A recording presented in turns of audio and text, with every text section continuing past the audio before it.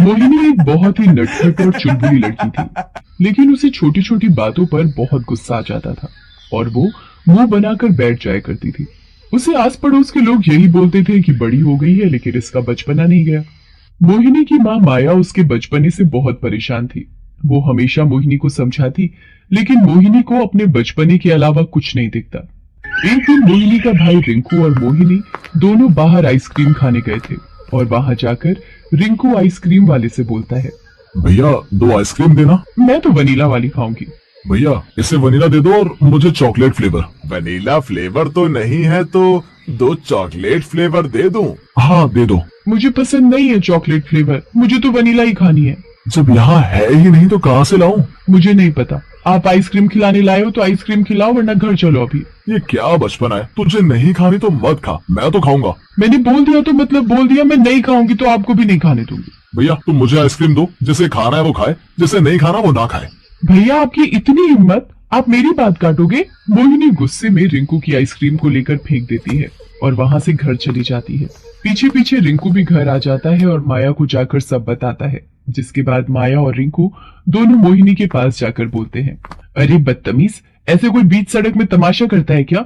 बहुत सर पर चढ़ा रखा है इसे, जब देखो तब बचपना करती रहती है। इतना बचपना करना भी ठीक नहीं है। आपको क्या, अपने काम से काम रखो ना।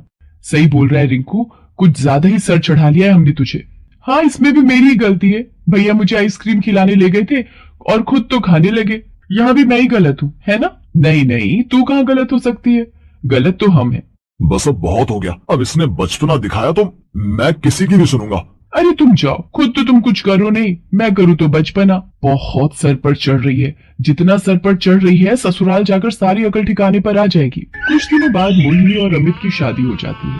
मोहिनी शादी के कुछ दिनों तक तो कोई बचपना नहीं करती, लेकिन कुछ दिनों बाद उसकी ननद रश्मि और मोहिनी दोनों शॉपिंग के लिए बाहर जाते हैं। वहां पर रश्मि को एक साड़ी पसंद आती है और रश्मि मोहिनी से कहती है, भाभी ये देखो, ये साड़ी कितनी अच्छी लग रही है। हाँ अच्छी तो बहुत है, लेकिन क्या भाभी, आपको ये साड़ी अच्छी नहीं लग रही क्या? मुझे भी ये साड़ी बहुत अच्छी लग रही है। मैं सोच रही थी कि ये साड़ी मैं ले लूं। भाभी ये आप क्या बोल रही हो, आप लो या मैं लूं, एक ही तो बात है ना। ऐसे कैसे एक ही बात है? भाभी मैं ये साड़ी ले लेती हूँ, जब आपको पहननी होगी तो आप मुझसे ले लेना। जब ये साड़ी मुझे अच्छी लग रही है तो ये साड़ी मैं ही लूंगी, कोई दूसरा उसे कैसे ले लेगा?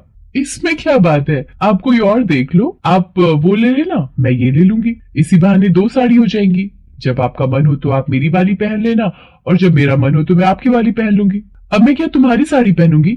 नहीं, मुझे कुछ नहीं लेना, और ना तुम ले रही हो, घर चलो।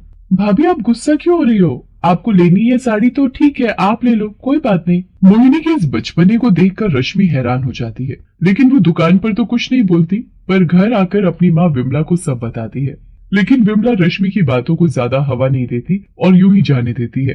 कुछ दिनों बाद रश्मि के लिए एक रिश्ता आता है और उसे देखने लड़के वाले घर आते हैं। लड़के वालों को रश्मि पसंद आती है और वो रिश्ता पक्का कर देते। तोहफे में रश्मि को गले का हार मिलता है, जिसे देखकर मोहिनी रश्मि और विमला से कहती है, ये हार कितना अच्छा लग रहा है ना। हाँ